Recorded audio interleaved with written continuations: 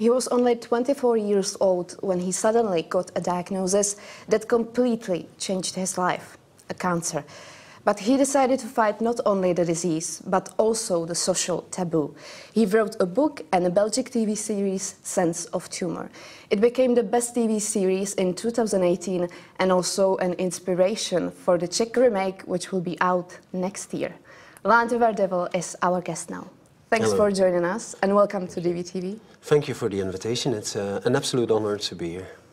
When did you find your sense of tumor? Well, that's a good question. You know, I was 23, 24 years old when I was suddenly diagnosed with cancer. And I think from that moment on, I found my sense of tumor because it's horrible, it's dark, you're sad, you're afraid.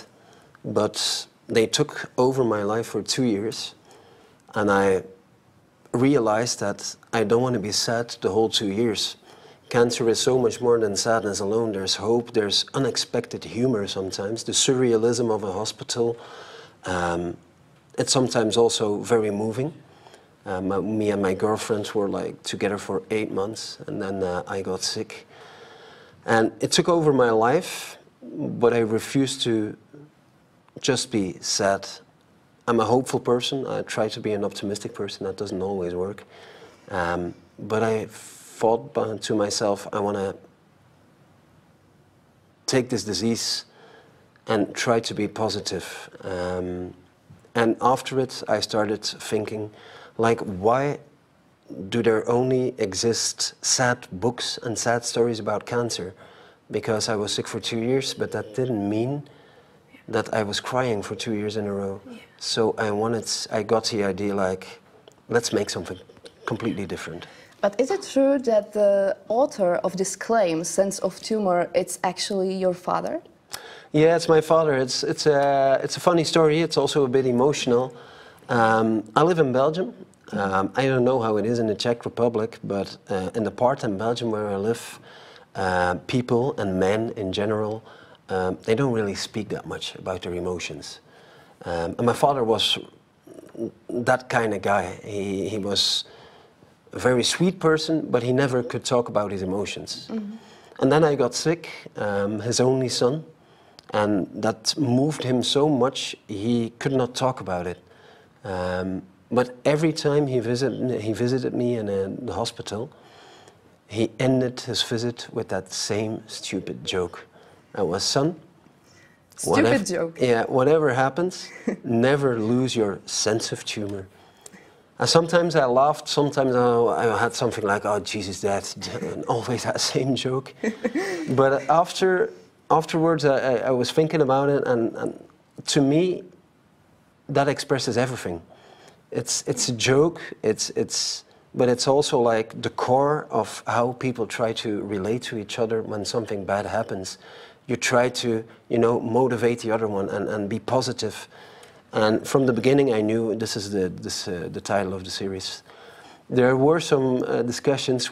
We discussed for hours at Belgian television. Why? Oh, that's. Well, they felt like that title is a bit too much in your face. It's gonna disturb people. It's gonna hurt people. But I said no. It's not gonna hurt people. It's just. It's really the approach we have to take to talk about the disease. You know, not easy, not quiet, not whispering, but just say, I've got cancer, let's talk about it. And for me, that title expresses that feeling. Okay. First of all, I would like to go back to 2004 when That's your personal story begins. Yeah. What happened? When did you notice for the first time that something is wrong? Well, it all starts actually with my girlfriend. I had an eye on a girl, Karen, and you know I was really trying hard to win her love, and then finally I managed so she became my girlfriend, and it was like we went really fast. After 3 months, we lived together, and when we were sleeping together, she noticed that I was snoring very loud. Mm-hmm. And we had a cat, and she said, you're probably allergic to cats, go and see the doctor. So I went to see the doctor, he saw nothing, he sent me to another doctor, a nose specialist, and he looked in my nose and he became a little bit angry. Why? He said, "Leander, be honest, are you a cocaine addict?" I was like, "What?" No. Quite unexpected question. Yeah, what are you saying? I never, ever used cocaine. And he was like, "That's weird because you have, your nose is like, on the inside, it looks like somebody who uses cocaine all the time." And that snowball started rolling. And he did more tests. He took like, how you say it, a piece of the inside of my nose to test it. Yeah. And 1 week later, I had to go back to him. And I saw he was nervous. He was clicking on his ball pen. It's in the series also. And I sat down and he said, "Leander, please don't be afraid, but I think it's serious. I think we found a tumor." And the moment he said that, you have to know, Christina, I was 23, 24 years old. You live 200 kilometers an hour, and suddenly somebody says stop. What was going through your mind at that moment? I was, I'm getting shivers the moment I'm telling it now, because everything stopped. Yeah. I've written it in the series, and you can see it, the way the main character reacts to it is the way I reacted to it. Everything faded. Yeah. I saw him talking, but I didn't hear what he said. I went to my car, but I remember standing in the elevator, and the elevator closed, and I was still inside it. I was like, where am I? I drove to my parents after the diagnosis, and my parents live 5 minutes away from the hospital.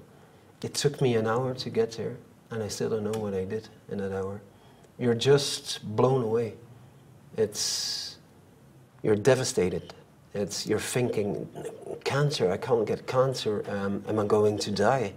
It's just like thousands of questions pop up in your head. Yeah, and one of that question was, how did you get the disease, or I don't know. Well, it's something that's it's an answer I never got, because sorry, but the doctors also told you that this kind of tumor, it's rare in Europe, and that it's more common in countries such as China or Korea. Yeah. Did they explain why? No, because it was like the doctor said, and it's stupid, but they said to me, "It's bad luck. You had a virus, I had the Epstein-Barr virus, and something in my DNA mutated with that virus, and that became a tumor in my nose." And it's true what you say. It's really rare in Belgium. It's a non-Hodgkin lymphoma, but a really rare one.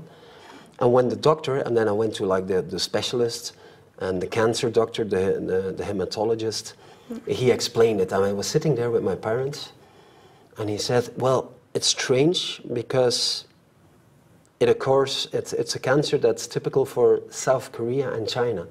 And my mother was sitting next to me, and my mother is a bit of a drama queen, and she looked at the doctor and she went like, "Doctor, can it have anything to do with the fact he's living next to a Chinese restaurant?" And I was sitting there. That's not in the series. No, that's not in the series. My mother said, don't put that in the series. But I was like, Jesus, what is going on here?